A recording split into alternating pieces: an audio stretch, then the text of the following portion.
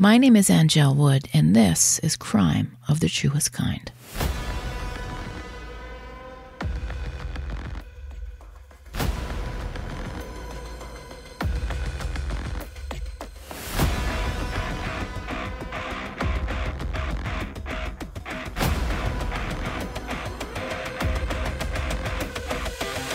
Hello and welcome to the show. My name is Angel Wood, your host, creator, writer, editor, well, everything on Crime of the Truest Kind. Huge story making news in Massachusetts and New England this week. The now former manager of the Harvard Medical School morgue and his wife have been charged in connection with the theft and sale of human body parts from cadavers donated to the school. The couple from Goffstown, New Hampshire, are accused of conspiring with a Salem, Massachusetts woman and others as part of a years-long effort to illegally buy and sell body parts and organs to people across the country. This supports my theory that there is truly a hustle for everything. I will begin this episode how I began the last one. This is a true crime, local history, and storytelling podcast. I write about crimes, yes. I set the scene, connect story themes. I talk about things that happened here in Massachusetts and New England. This episode is about murdered and missing children, one in particular.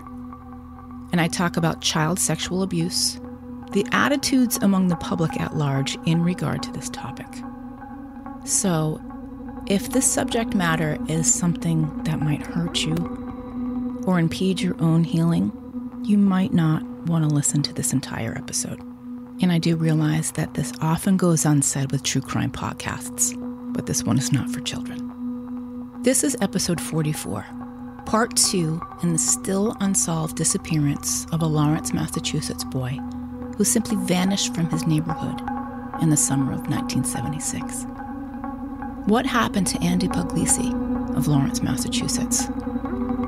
And the list of suspects in his disappearance.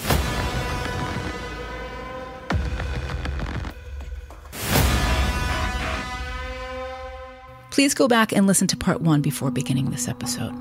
It's episode number 43. Now, there are always discrepancies in reporting. If you've done any kind of research in your life, you've probably figured that out. I try very hard to cross-reference facts in my writing. It is my goal to be as factual as humanly possible. Andy was reported missing late on the evening of August 21st. The investigation into his disappearance began in the early morning hours of August 22nd. The police searched for 6 days before calling it off. That was the beginning of a 40-plus year mystery, fraught with suspicions, slow response, and missed opportunities. June is Internet Safety Month.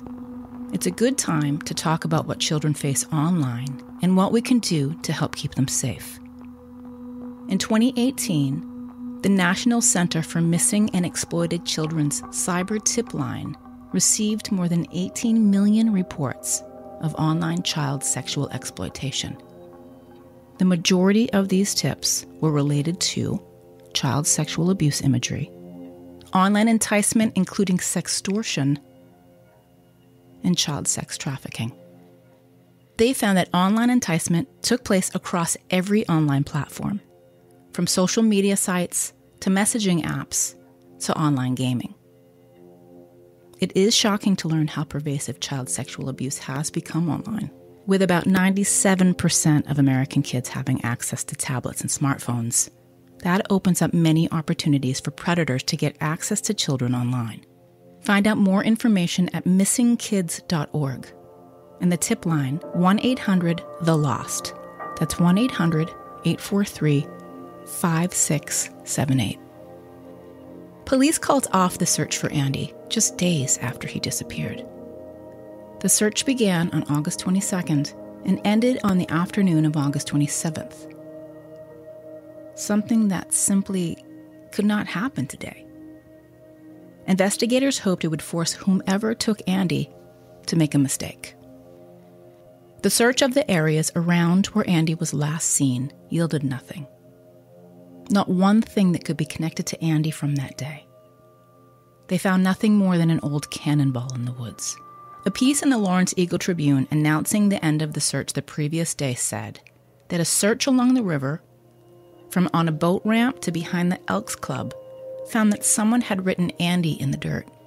While samples of Andy's writing were compared, it was the belief of investigators that it was done that day, after it had rained.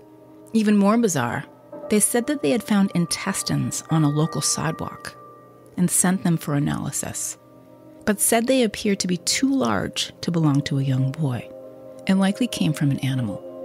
Whatever the police thought might happen after that public announcement, that Andy was believed to be safe and would soon be returned, did nothing but embolden his captor or killer. It removed any sense of urgency for the public and for the many volunteers who were vigilantly searching for him.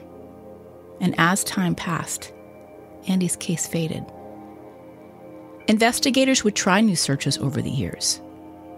They would follow news reports about crimes that involved young boys that could maybe connect to Andy's disappearance.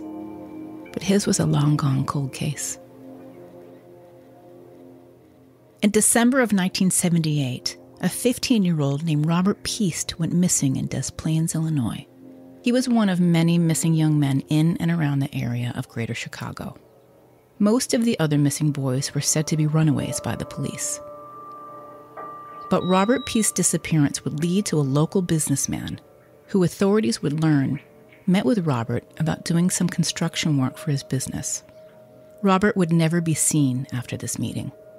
After surveilling this man for a period of time, police executed a search warrant on his home on December 21st, 1978, and they would find a macabre scene identifying John Wayne Gacy as one of history's most sadistic serial killers. The remains of several murdered boys were buried in Gacy's home. Victims would be found under the home, buried on the property, and thrown in the Des Plaines River. John Wayne Gacy would confess and be convicted of killing 33 young men and boys in the Chicago area in the 1970s. It would take years to identify the remains of his victims. Families of missing people reached out in the hopes that their loved one would be identified. In January of 1979, Andy Puglisi's dental records were sent to Chicago to rule out whether Andy was a victim of the notorious sexual predator who drove around picking up victims. Andy's records would be referenced against the remains of children found buried in Gacy's home. No match was made. Given that Gacy was actively murdering boys as early as 1972, anything would be possible and should not be ruled out. Only 28 of Gacy's victims have been conclusively identified. 5 victims remain unknown. Much has changed in the years since Andy Puglisi disappeared, like how we respond to missing children in those critical moments. Those neighborhood children near the Higgins Pool have all grown. Memories have faded or were buried. For many of them, though, they can't forget. It was Andy's friend Melanie who breathed new life into his case. She began work on Have You Seen Andy?, the years-long documentary production in 1998. Vowing to find out what had happened to her childhood friend, she reached out to relatives and contacts from the neighborhood. Taking it one step further, a post office box was set up to solicit tips from anyone who may have knowledge about his case. Anyone with information, large or small, could mail it in, and the tips came. P.O. Box 156, Andover, Mass. 01810. Ramping up the pressure that summer, the Lawrence police reopened Andy's case for the 4th time. 3 detectives were assigned: Captain Michael Mochan, Sergeant Jean Hatem, both with the Lawrence Police Department, and Sergeant Jack Garvin, a state police investigator. They would need to go back and review all the evidence and the suspects from 1976, and look at whatever new info was received at that time. Let's go back to the days immediately following Andy's disappearance. One of the things that likely slowed this investigation in its most vulnerable moments is the time it took for investigators to take his disappearance seriously and to send an investigator to follow up on his mother's report that she could not find her son. Andy's parents were suspects. Faith and Angelo Puglisi were divorced. Very unlikely that it was a harmonious uncoupling. Initially, police considered Andy a runaway. Another theory that someone in the family was holding him as some scheme to get back at the other parent. There was family conflict, but he was not stashed because he was torn between his two parents. Suspect 2, Jerome Phillips, Faith Puglisi's live-in boyfriend at the time Andy disappeared. She had invited him to go live somewhere else. Jerome Phillips was with Faith when Andy went missing and passed a lie detector test. Jerome Phillips died from a heart attack in 1998. Suspect number 3, Gary Thibodeau, a local kid who lived in the neighborhood not far from where Andy was last seen. He would have been 19 or 20 at the time. Thibodeau was interrogated by police about Andy and his whereabouts on the afternoon of August 21st. He claimed to be at work from 3 p.m. on. It wasn't a strong alibi, and investigators didn't rule him out as being involved in Andy's disappearance. A high school dropout, Gary Thibodeau would pick up work occasionally painting houses. He had spent a lot of time in the woods where a friend had a shack and he tried to grow pot. None of which was odd for kids in those days. Kids built forts and shot BB guns. But 20-year-olds? It threw up some red flags. It made parents nervous. But what got the attention of the police was the warnings from neighbors to look at him because he was rumored to have been inappropriate with boys in the neighborhood. And there was an accusation that he molested one of the local kids. None of those accusations were proven, and no charges were brought in any incidents with local boys. Once Melanie Perkins began researching Andy's case, she was tipped off to him as well. The rumors of him being a pedophile didn't go away, a claim he denied many years later when Melanie Perkins tried to interview him for the Have You Seen Andy documentary. By that time, he had a long record and was known to police for substance abuse. According to the Boston Globe series written in 1999, Thibodeau still lived with his mother in Lawrence. He never faced formal charges related to Andy's disappearance. And it doesn't seem it was entirely ruled out as a suspect either. It's another we just don't know, because it is unclear whether investigators dug any deeper with him after Andy went missing. The background on the suspects will get darker and uncomfortable, with references to child sexual abuse and murder. Listen with care. Suspect 5, Charles E. Pierce, originally from Haverhill, Mass., near Lawrence, was a pedophile, a rambling carnival worker, a sometimes restaurant worker, and a reputed necrophiliac who was convicted of kidnapping and murdering a young girl whose family had recently moved from Maine to Boxford, a town about 20 minutes from both Haverhill and Lawrence, 6 weeks earlier. Boxford, Massachusetts is a small, rural town with winding back roads, almost no commercial development even still, and a population topping about 8,600 people today. It is lovely. The median home price is $1 million. I was not surprised to learn that. A few names we know live or lived there.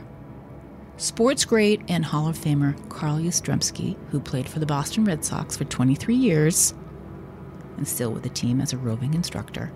And Ray Bork of the Boston Bruins, who now runs the Ray Bork Family Foundation out of Woburn. He is so beloved in Boston for his 21 years here that he won the Stanley Cup with the Avalanche, and Boston still had a victory rally for him. That's love. Deborah Jo Rupp, Kitty Foreman on that 70s show and now that 90s show.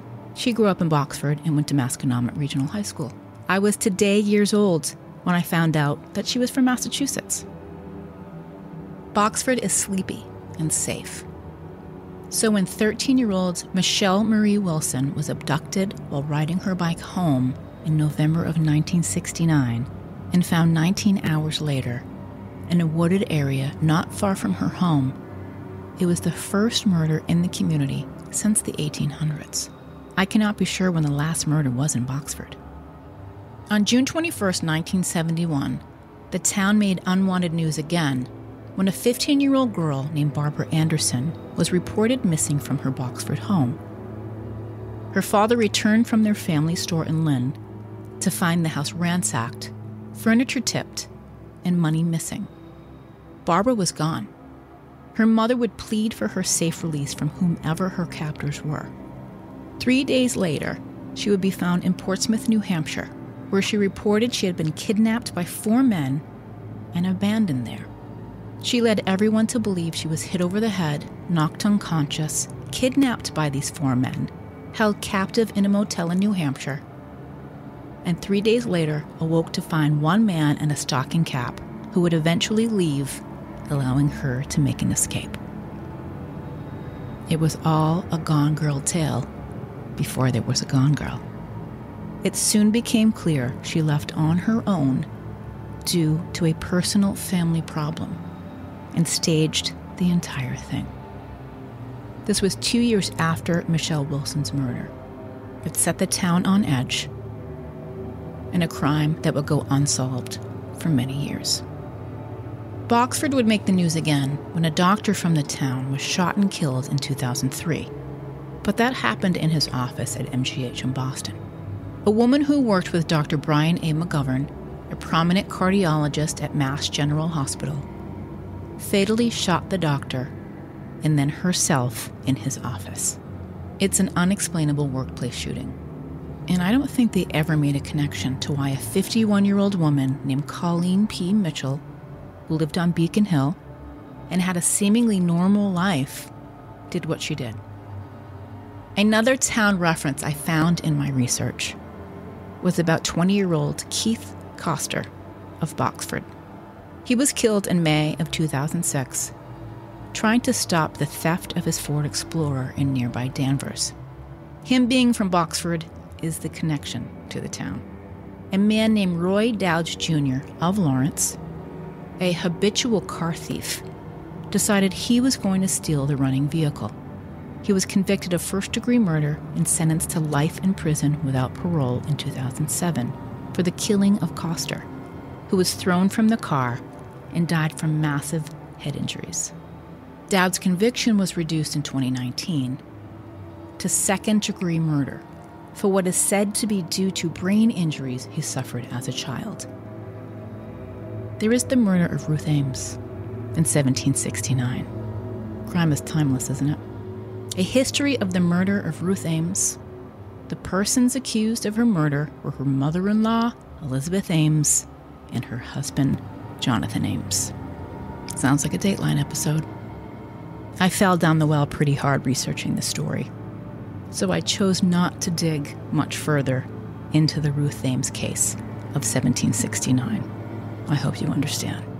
But as you can see, Boxford, the town, is a place where brutal murders don't happen. And this is where the crime show voiceover would say, it's a town where they don't lock their doors. Oof. Lock every damn thing. I'll be right back. I have a favor to ask you. Please share the show. Tell your friends and others in your community that would enjoy a narrative New England Crime History Society Stories podcast. Repost on socials. You can support the show by giving the dogs a bone in the tip jar. Dog treats are a hot commodity in this house. Become a Patreon patron. I have 4 tiers starting at $1. I will thank everyone later in this episode. To support the show at absolutely no cost, leave a review on one of the platforms that allow it. Tell me something you like about the show, your favorite episode, how you found out about it. I'd love to share it on an upcoming episode. And 5 stars are my favorite. Michelle Wilson's family had moved to Boxford from Brunswick, Maine in early October 1969. She was last seen at 4:30 on Saturday, November 22nd, after spending the afternoon with her school friend Mary working on a project. It was dusk, so Michelle walked Mary, also 13, down her road and part of the way home. But when she didn't return, her parents were immediately alarmed. It was November in New England, and the sun sets early. Michelle was afraid of the dark. She was reported missing at 5:15 after her mother found her bike on Baldpate Road, a few hundred yards from her home. About 250 people joined the search party for her. State police brought out 2 bloodhounds. A Coast Guard helicopter was flying overhead. Police, fire, and civilians, all chipping in to help. Michelle would be found the following morning at 11 a.m. in a ditch 15 feet off Mill Road, 3 miles from home. She was reportedly found with her corduroys, ski jacket, and boots. But to borrow a phrase from the Boston Globe's reporting, they were slightly disarrayed.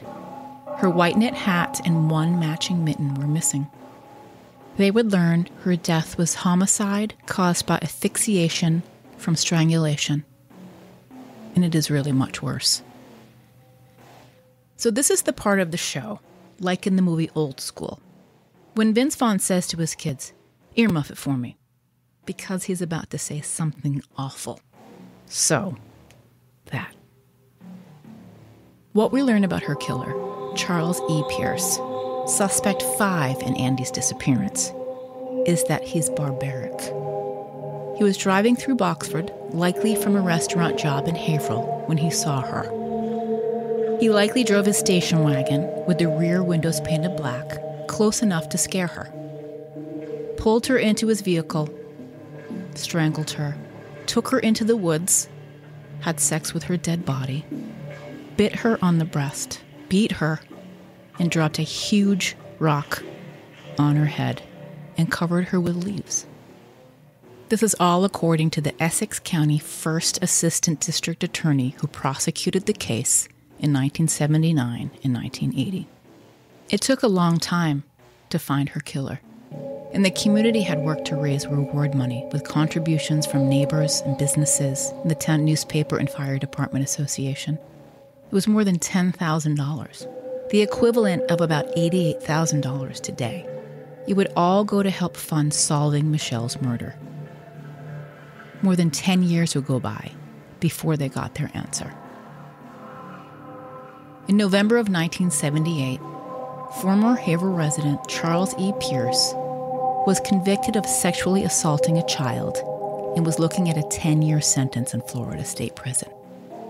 During a stay at their state hospital, he was examined and diagnosed as a sex offender with a mental disorder. Could you be more specific? Tipped off by Florida authorities after he told a fellow patient at that psychiatric hospital that he had killed Michelle Wilson, Boxford officers went to interview him. He would be turned over to Massachusetts police and charged with her murder. Upon arrival in Massachusetts, they sent him to Bridgewater State Hospital for observation. Pierce would confess and lead investigators to the spot where Michelle's body was found. He would ultimately plead guilty to second-degree murder. That's after the prosecution played a tape recording of his alleged confession. He got 2 consecutive life sentences for murder and assault with intent to rape. This was 3 years after Andy Puglisi disappeared. Over time, Charles E. Pierce, the sexual deviant, would talk more. We'll get to that. Suspect 6. Wayne W. Chapman, the Providence pedophile. He is the most plausible suspect. He has a pattern of behavior that indicates he was willing and capable. He was a known serial child predator and is known to have been in the vicinity of Higgins Pool on numerous occasions. He is also believed to be an associate in perversion with Charles E. Pierce and others like him. Chapman was arrested less than a month after Andy's disappearance. On September 5th, 1976, he was stopped in Waterloo, New York in Seneca County, which sits between Rochester and Syracuse, for those of you curious like me. It was for a registration irregularity. The officer followed him, ran the tags, and got a hit that the plates were lost or stolen. From outside that 1965 blue and white Dodge van, police could see small caliber shells, and Polaroid pictures of young males. When asked if he had a weapon, he said he did, but that it was legal. It was a starter pistol, and it wasn't legal in New York State. Officers entered the vehicle and found more Polaroids of what was obviously young males. More child pornography in the form of magazines and movies. There was a bloody sock and a tape Chapman had recorded doing commentary about young boys getting out of the bus that he was following. He would be arrested for illegal gun possession. And reportedly, the blood on that sock was tested. But the results and the sock were lost, according to Lawrence police. That blue and white van is said to resemble the one Andy's friends described they saw near Higgins Pool. Chapman had been accused of luring two boys from the same swimming pool a year before Andy was last seen. In 1977, Chapman was convicted of raping those two Lawrence boys. Those were far from his only victims. Chapman confessed to molesting dozens of children. A court found that it was at least 50, but Chapman himself told police it was closer to 100. Given all of this information, Chapman was never sought out for questioning immediately following Andy's disappearance. When he was questioned later, he denied any involvement in Andy's disappearance. After Chapman's New York arrest, the first detectives to interview him at length were Richard Chapin, a state investigator from Waterloo, New York, and Al Mintz, who worked sexual abuse cases for Providence Police. They learned he worked as a janitor at Merriam Hospital in Providence, where he was also tasked with incinerating amputated body parts. Unauthorized burnings reportedly did occur during the time that Andy disappeared. Detective Chapin believes that the possibility does exist for him to have disposed of his victims this way, but it would be nearly impossible to trace. After his arrest, Chapman admitted to sexually assaulting at least 15 boys, all ages 7 to 10, from Providence, Brockton, Webster, Worcester, and Concord, Mass., Norwich, Connecticut, and towns in Pennsylvania, New York, and Virginia. But Chapman would insist that he never intended to harm anyone. Guy was a fucking wrecking ball. When he was young, and naturally there was a history of abuse and neglect in his family, Chapman tried to molest his own brothers. Their parents chose to ignore the problems. The monster that he is can be seen in his prison reports. The story of a sexual predator who terrorized young boys up and down the East Coast. Included in his records are the following details. He brutally abused cats. Now, you don't need to be Candace DeLong to know the homicidal triad: cruelty to animals, obsession with fire setting or pyromania, and persistent bedwetting past the age of 5. All bad signs of trouble ahead. He fantasized about fondling and killing a kid. He made advances on an 11-year-old stepson. Don't forget his own brothers. He convinced a 12-year-old Pennsylvania boy that he'd give him a paper route. It was a ruse to lure him into the woods and to molest him. Prison staff would say he had his own agenda and is capable of getting around. An entry from 2015 states Chapman is still capable of sexual functioning. He told children he was abusing, terrorizing, that if they ever told, he would kill them and their families. Yet he believed he had the right to do the things to them that he did. In 1976, Chapman was charged with sodomizing children while working as a 4-H club leader in Providence, and with the murder of David Lewison, the 6-year-old boy who went missing from Brockton, Mass. In 1974. David's remains would be found 6 years later in a rotting footlocker in the basement of a multi-unit house that used to be used for transient folks. He would be positively identified using an old X-ray his doctor had taken for a potential ruptured spleen a few weeks before he disappeared. While Chapman was the main suspect in his murder, a Plymouth County grand jury would not indict him for killing Danny. citing no bills, saying there wasn't sufficient evidence to take it to trial.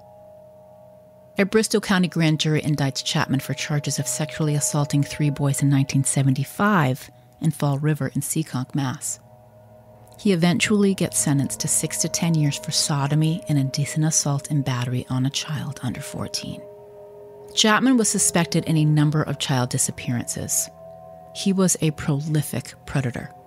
Police departments all over the country asked about him in connection with their unsolved cases. And the children in those Polaroids, who are they? Massachusetts began the process of Chapman's extradition from Rhode Island in the fall of 1976, when the then-Governor Michael Dukakis signed a warrant for him to face charges for raping the 2 Lawrence boys a year before Andy went missing. He was extradited in January for 2 counts of rape of a child. The 2 boys, aged 10 and 11, bravely gave grand jury testimony. State and local police searched the wooded area behind the pool again for Andy's remains and came up with nothing. Chapman was found guilty, a capital offense in the Commonwealth. The Essex County Superior Court judge hands down 2 concurrent 15 to 30-year sentences. Chapman is sentenced to no less than 15 and no more than 30 years at MCI Cedar Junction. In 1978, Chapman gets a civil commitment as a sexually dangerous offender. An involuntary hospitalization, the legal process by which a person is confined in a psychiatric hospital because of a treatable mental disorder. He is sent to the Massachusetts Treatment Center for the Sexually Dangerous. It is a medium security facility in Bridgewater, Massachusetts, for the term of 1 day to life. He is a dangerous sexual deviant, but over the years, Chapman somehow catches breaks. At the end of 1989, he gets approved for a community furlough program that allows him to be released from the treatment center on weekends. You kidding me? Let us not forget that the center is called the Massachusetts Treatment Center for the Sexually Dangerous.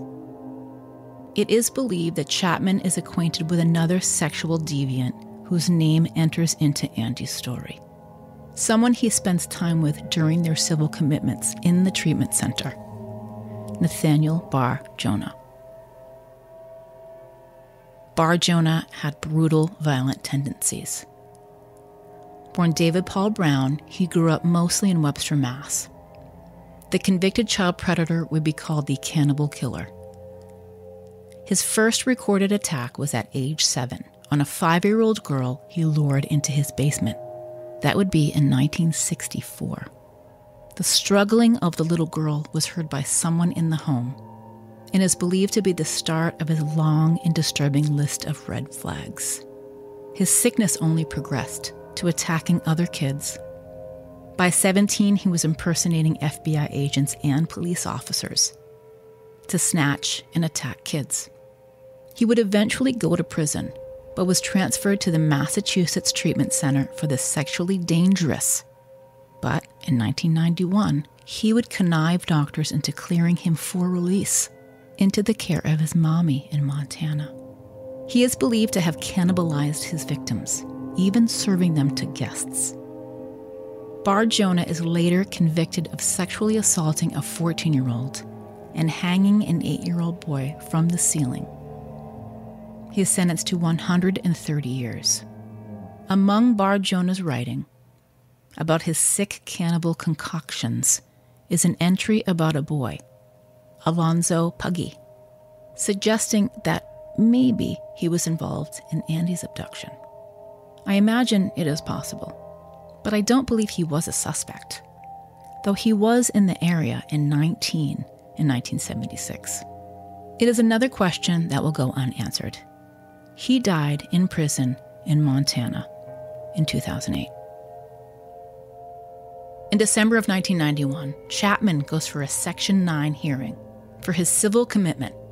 Despite protests from virtually every mental health professional and the treatment center, he is considered no longer sexually dangerous. He is released from his civil commitment and returned to the prison system to serve the remainder of his criminal sentence.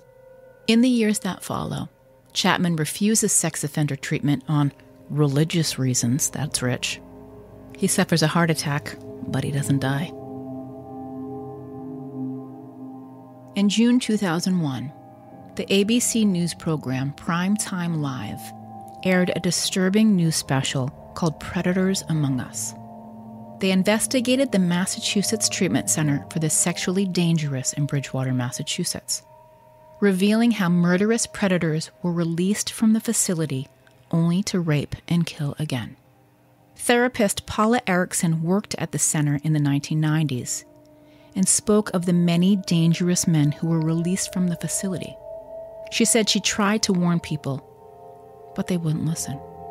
She could not get anyone to investigate the center's practices and compiled a list of 26 men she thought were exceedingly dangerous and should not have been permitted to leave the center.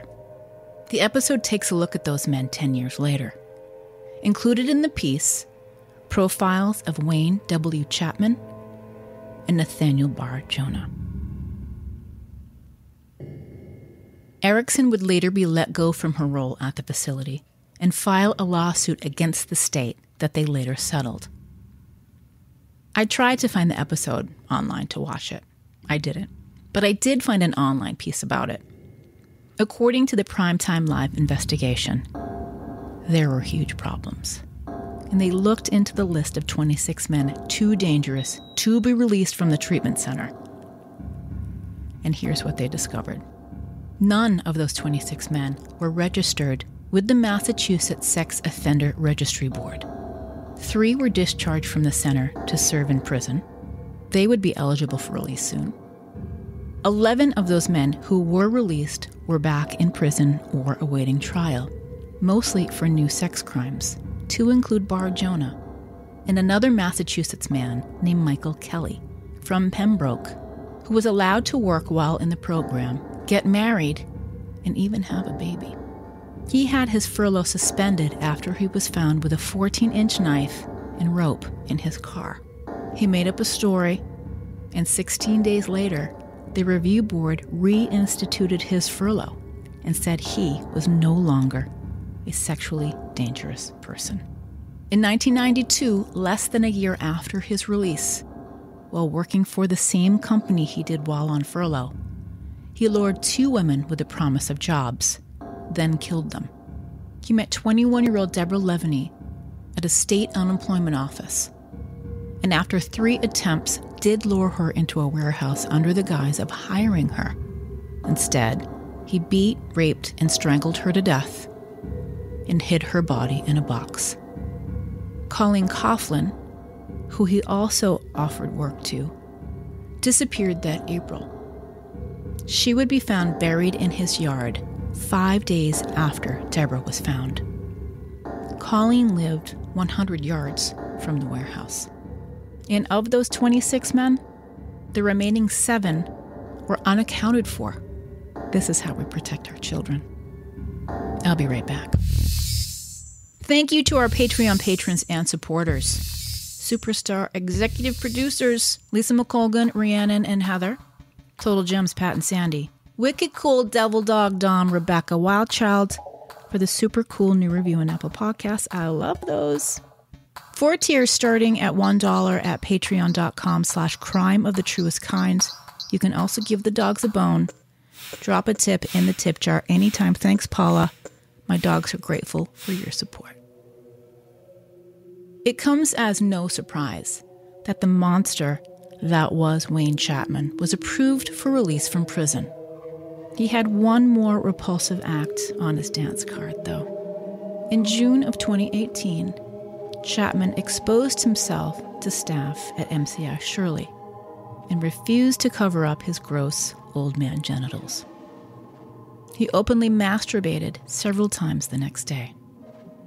He would be charged with open and gross lewdness and lewd, wanton, and lascivious acts. Maybe that would keep him behind bars? Not so fast. He was acquitted and cleared to be set free. 2 qualified examiners, whatever that means, found that Chapman was no longer sexually dangerous because of his age and mental condition.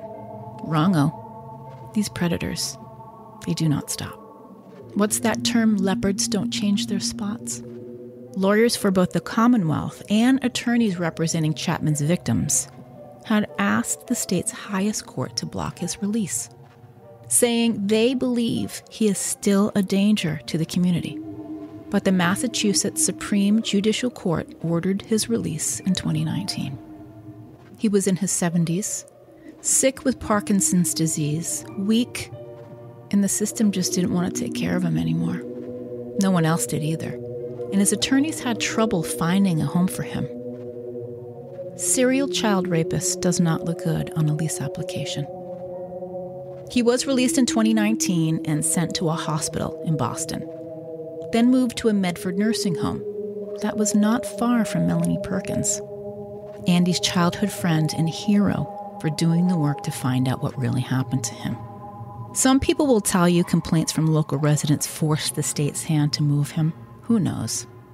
Finally, he landed in a home in Rocky Hill, Connecticut. I believe it overlooked a schoolyard, where he would die bedridden at 73 on October 20th, 2021, of natural causes or Parkinson's and evil. I think it was a mixed bag, but it's all completely terrifying. His case made way for a change in the law. Former Governor Charlie Baker pledged legislation at the time to change this process, filing an act relative to child predators, also known as the Wayne Chapman Bill. It requires mandatory minimum sentences for the rape of a child. The bill directs the Department of Correction to establish a 5-member sexual dangerousness review board that would evaluate sex offenders 9 months before they are to be released and make a recommendation to the district attorney or the attorney general about the present sexual dangerousness of such prisoners. The bill would also require that a judge or jury hear the evidence about whether a person remains sexually dangerous and make a decision regarding the person's release if there is a disagreement between experts over whether the person remains sexually dangerous. Attorney General Maura Healey gave their support to the bill at the time, and now they are Governor Healey. I tried to find out the status of the bill, and I'm not quite sure where it stands, but I do have a friend who is a law librarian and sent me some info, so I'm looking at it. We'll update. Wayne W. Chapman died a physically free man. I do hope he lived with the torment of what he'd done to all of those children. It's doubtful, as people like him rarely, if ever, feel remorse or sorrow for who they've hurt. He never spoke about his sex abuse victims. Melanie Perkins did get to speak to him face to face, but not on camera. She wanted to know what happened to Andy, and he offered nothing. And most of the time, he denied ever being in Lawrence, Massachusetts, which we know is a lie. Unlike Chapman, Charles E. Pierce lived out his life behind bars. After he faced charges for murdering Michelle Wilson, he confessed to 2 more abductions. Janice Pocket, the 7-year-old girl who vanished from Tolan, Connecticut on July 26, 1973, when she rode her metallic green bicycle with the banana seat and a bell down their street to get the dead butterfly she hid under a rock days earlier. She even brought an envelope to carry the butterfly home. It was the first time she'd ever been allowed to go out by herself. It was likely due to a fight over toothbrushes that she and her little sister had had. So Mom said, yes, go and come right back. And not unlike Michelle Wilson's case, Janice's mother found her bike a short time later on Rhodes Road near a wooded area not far from their home. The community carried out extensive searches to find her, but nothing. Whereabouts unknown. Missing child cases were handled differently then, in 1973, and the scene wasn't secured as it would be today. Janice Pocket was one of 5 young girls who went missing in the span of 10 years in that area. 2 were found dead years after they disappeared, while the others, Janice Pocket, Lisa White, and Deborah Spickler, remain missing, and their cases unsolved. Over the years, theories have grown about their connections, like that Charles E. Pierce is responsible. He did make confessions. Pierce is a suspect in Andy's case. Because he committed crimes against children, he proved that. He confessed to killing an unidentified boy from Lawrence. Pierce told investigators he is responsible for 15 to 20 child murders since the 1950s. He named several children, claiming to be responsible for their disappearances and murders. Billy D'Souza of Chicago, who disappeared in June 1972, Janice Pocket, and 13-year-old Mary Catherine Olenchuk, who went missing from Algonquin, Maine in 1970. She was found dead 2 weeks later in an old barn 20 miles away in Kennebunk. Pierce was also known to recant and get combative during some of these sessions. Then, when he was dying of the cancer that was eating away at him and serving time for killing a 13-year-old girl, he summoned police in January of 1999 and told them he had killed those 2 other children in Lawrence in the 1950s. Did he? Or was he just playing one last cruel game? Missing persons records in Lawrence only go as far back as the 1970s. 2 Lawrence investigators went to MCI Shirley to talk to Pierce.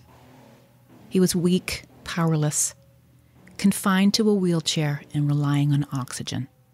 During that 2 or so hour interview, Pierce spoke of how he murdered a boy he befriended at the Old Strand Theater in Lawrence, located at Broadway and Common Street.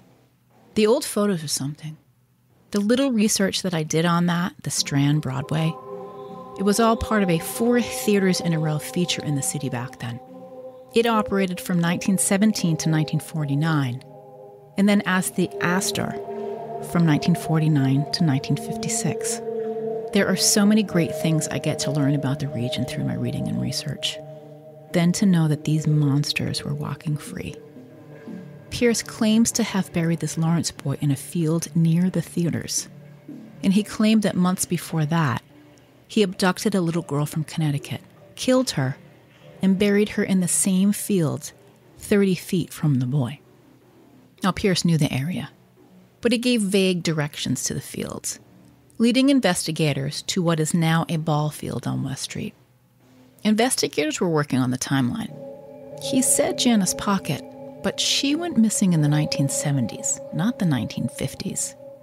He was a child murderer, so the possibility existed that he got his victims and timing wrong. He was dying and would be confused and sometimes fall asleep during the interview. On top of all that, he was notorious for confessing and recanting. An unreliable creep.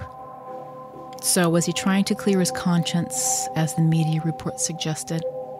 Then Charles E. Pierce kicked the bucket, as we used to say, dead of cancer, tuberculosis, and what other afflictions, physical or psychological, that polluted his being. Any secrets he had went along with him. Over the years, Andy's case would go cold, be reopened, warm up, only to cool way back down again. There is the psychic of 1982, brought in by patrolman Mike Corelli, who was working voluntarily on Andy's case. That spring, Corelli attended a seminar on forensic and investigative hypnosis at Texas A&M University. Psychic Andrew Barnhart was a featured speaker, and Corelli had an idea. After the session, he approached Barnhart and asked him questions. "We have a missing person. What can you tell me?" He told the psychic nothing, and Barnhart's response was stunning. "The boy is dead, and the body is still there," adding that the boy was buried somewhere that was sometimes wet, sometimes not. Corelli was amazed and got permission to discuss the case with Barnhart. He had no leads, no new tips. Why not see what this guy could offer? Barnhart offered that a middle-aged man with salt and pepper hair, a paunchy belly, and screwed up front teeth had walked all over the grave. And the location he saw had some alphanumerical designations: M19, M20, M21, and M23. Officer Corelli looked at the area that was the municipal dump. Down the hill from where Andy was last seen, where a new soccer field was being built. The contractor fit Barnhart's description of the man who had walked over Andy's grave. A city engineer who photographed the area and assigned a series of grid numbers to it. The numbers of the dump were M20, M21, and M23. So close. But what happened to Andy? Could the psychic be for real? He said Andy died as a result of rape. Something had been stuffed in his mouth to silence him, and he choked, adding that he may have had a seizure. They only learned later that Andy was prone to seizures because he had a mild form of epilepsy. So far, this is pretty good information. Barnhart described his attacker. He was slim, had a mustache, dirty hair, and walked with a limp. Officer Corelli went to his captain, Joseph Fitzpatrick, the lead investigator.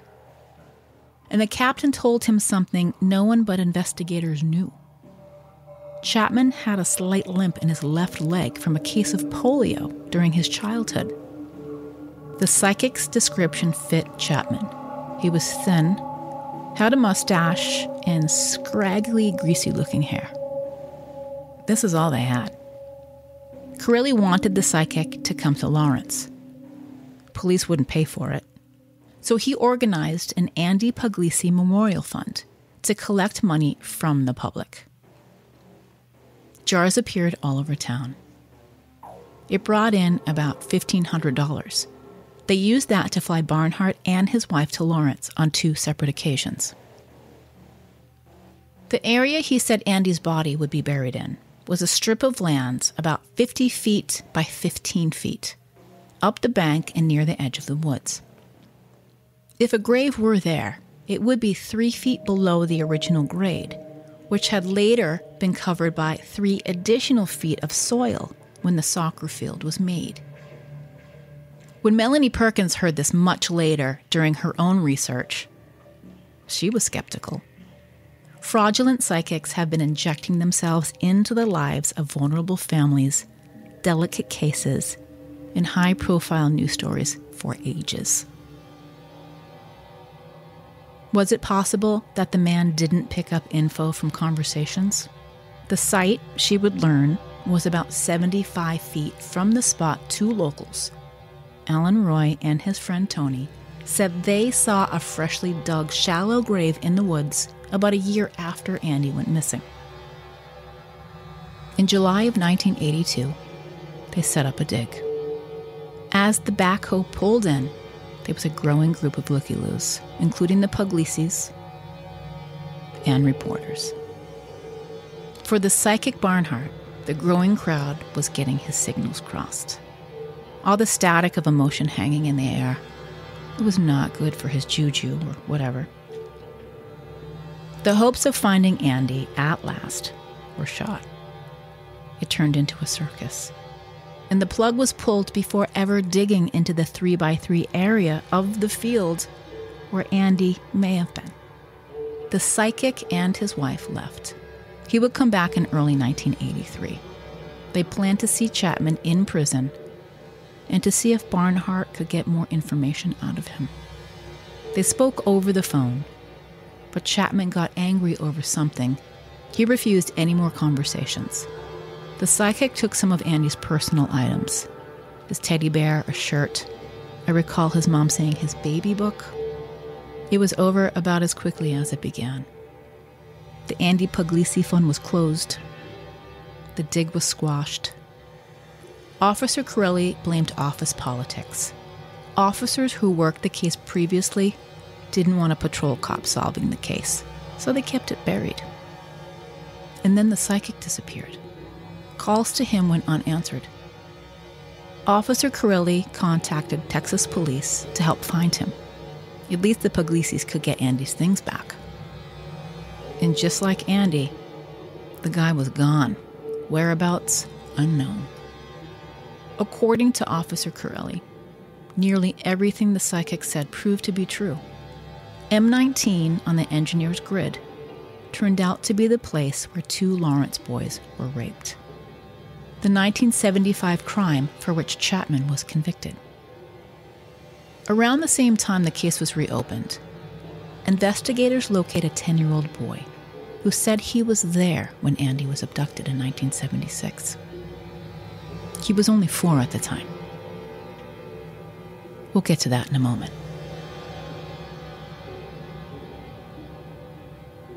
There was an 8-part series written by Judith Gaines in 1999 for the Boston Globe. I link it in the show notes and at crimeofthetruestkind.com. It breaks down what came next. When Melanie Perkins returned to Lawrence in 1998 to look for answers, she had met with 2 local men who shared memories of their time in the neighborhood. They talk about finding that shallow grave-like hole dug in the ground in the woods near the pool. It was a year or so after Andy vanished. The next day, it had been filled in. Searches continued in the subsequent years. Search teams with trained dogs would comb over the scene and leave with no more than they started with. When Melanie Perkins was researching the documentary, Have You Seen Andy?, she learned a number of things. Several witnesses say they saw a man who matched Wayne Chapman's description at the pool the day Andy disappeared. A friend of Andy's said that a man was there at the pool that day asking for help to find a dog. That boy was more concerned with finding his lost bike than whatever this man and his dog had going on. But he said Andy agreed to help him. A little boy named Ray was 4 years old when Andy disappeared. He saw a man asking Andy to help find his dog. The man led them to the back of the pool area. Once back there, Ray said Andy told him to run. He pushed him to go. They saw people coming out of the woods, walking toward them. Ray ran. He was scared. When he turned to look back, Andy was gone. He walked back to find him. He saw Andy on a rock, 2 people holding him down. He said Andy was scared. The little boy didn't know what to do. He wanted to get help. There was no one left at the pool. He said Andy was screaming. And Ray was traumatized by this. He was so young. It took years for him to tell that story. He believes that the first man with the dog was a decoy to get them to go behind the pool and near the woods. None of this would be included in Andy's case file. It is sickening to know that things like child predator and child pornography rings exist. And exist in the underground, the dark web, the 4chan kind of places. Now, given the dominance and the ease of the internet, well, it's far worse than we even know. Wayne W. Chapman is the likely predator in the disappearance of Andy Puglisi. There is far too much information about this case that I am sure we are not privy to for me to even make this declaration. But given what we do know, and how he was so willing and able to go after kids in this way, he can never be ruled out. He's been interviewed years after Andy's disappearance, denied knowing anything about Andy, his case, and even pretended that he'd never been to Lawrence. That was disproven, as we know. He was convicted of raping 2 Lawrence boys in 1975 at the city pool. Almost 50 years have passed, and the Puglisi family still doesn't know what happened to Andy. Why? It seems that if more was done in the beginning, they would have some kind of resolution today. Faith Puglisi suffered another painful loss when her 17-year-old son Chandler, one of the twins and the youngest of her 8 children, died in a car crash in June 2000. He was found many hours later under a bridge. There was controversy surrounding his death because he wasn't found until hours after this supposed crash. Faith Puglisi wonders why no one seemed to know where he was or get help for him. Faith Puglisi, who moved to Colorado years after Andy disappeared, lost her oldest and then her youngest. No mother deserves that. Well, I know we could think of one or two, but not Andy's mother. That's the thing. It's unconscionable that families live an entire lifetime without knowing. There was no one left to answer our questions. What happened to Andy? Thank you for listening. Coming up, how we can be better and how we can engage with empathy. Here's your call to action. Tell someone about this show today. And lock your goddamn doors.